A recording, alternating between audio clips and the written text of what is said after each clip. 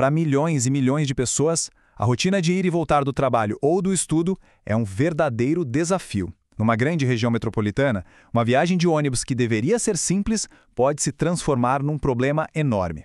E tudo isso por quê? Por causa de uma linha invisível no mapa.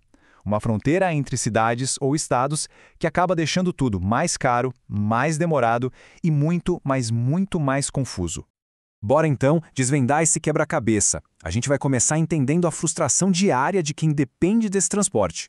Depois, vamos investigar a raiz do problema, que está lá, escondida no mapa. Aí, vamos ver como os dados podem sim ser a solução e analisar um caso prático para ver como isso funciona, antes de chegar a um plano concreto para mudar de vez essa realidade. Então, para começar, vamos colocar os pés na realidade. Estamos falando de uma migração diária, massiva, de gente que precisa cruzar fronteiras de cidades para poder trabalhar e estudar. E o tamanho do problema é impressionante. Pega o exemplo de cidade ocidental no entorno de Brasília. Lá quase 1/3 de toda a força de trabalho da cidade precisa sair de lá todos os dias para ir para o Distrito Federal. Isso cria uma dependência gigantesca e uma pressão absurda sobre o sistema de transporte. Esse vai e vem diário tem até nome técnico, é o famoso movimento pendular. Ele é basicamente o que mantém as regiões metropolitanas funcionando, pulsando, mas, ao mesmo tempo, é a fonte de uma baita dor de cabeça no transporte público. Certo. O ponto central aqui é entender por que é tão complicado gerenciar essas linhas de ônibus. E a resposta, por incrível que pareça, se resume a algumas linhas desenhadas em um mapa.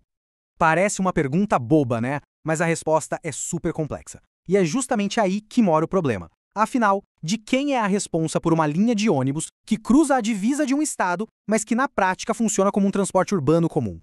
E aqui a gente vê o nó. É um verdadeiro emaranhado de regras. O governo federal tem sua parte, o estadual tem a dele e o municipal também. O resultado, um vácuo. Um empurra-empurra onde, no fim das contas, ninguém é de fato dono do problema. E o passageiro fica ali, perdido no meio de tudo isso. E para complicar ainda mais, a própria definição do que é esse transporte mudou. Antes era fácil. Qualquer rota com menos de 75 km, ponto. Agora, o critério é ter características urbanas. Um conceito super vago, subjetivo, que só torna a regulação ainda mais difícil. Bom, se o problema é a confusão, a falta de critério, a resposta talvez esteja nos dados. Vamos ver como a tecnologia pode jogar uma luz nesse caos e, quem sabe, finalmente resolver esse quebra-cabeça. A solução proposta é bem inteligente: trocar as definições vagas por dados concretos. São 3 etapas. Primeiro, se analisa a geografia, com satélites, para ver se as cidades são fisicamente conectadas. Depois, se mede a influência econômica, para onde as pessoas vão para resolver a vida. E, por fim, o mais óbvio, contar o fluxo real de passageiros. Chega de achismo. Agora é com base em evidências. E com esse processo, a classificação fica objetiva. Se uma rota cumpre esses critérios, que são baseados em dados, ela é semi-urbana. Simples assim. É o fim da adivinhação na hora de regular o transporte. Ok, mas como essa teoria toda funciona na vida real? Vamos aplicar essa lupa dos dados ao sistema de transporte que fica ao redor de Brasília, na chamada RAID, a Região Integrada de Desenvolvimento do Distrito Federal e entorno. E os dados já mostram um problema seríssimo de cara. A frota de ônibus está muito velha. Tem empresa rodando com ônibus que tem, em média, quase 17 anos de uso.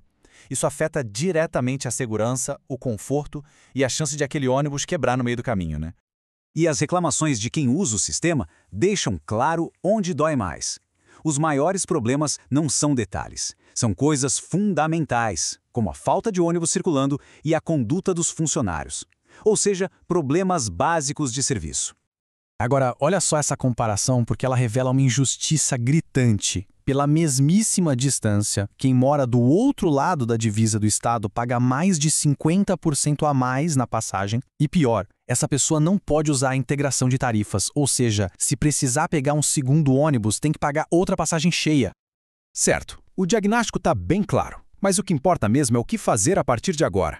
E a boa notícia é que essa análise toda, baseada em dados, aponta para um plano de ação bem concreto.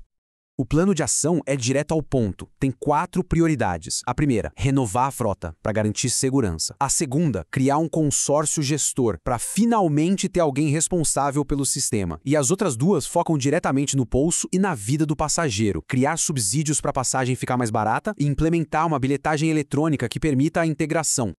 No fim das contas, o que fica claro é que, ao trocar a ambiguidade da burocracia pela clareza dos dados, um caminho para um transporte mais eficiente, mais justo e mais confiável finalmente começa a aparecer.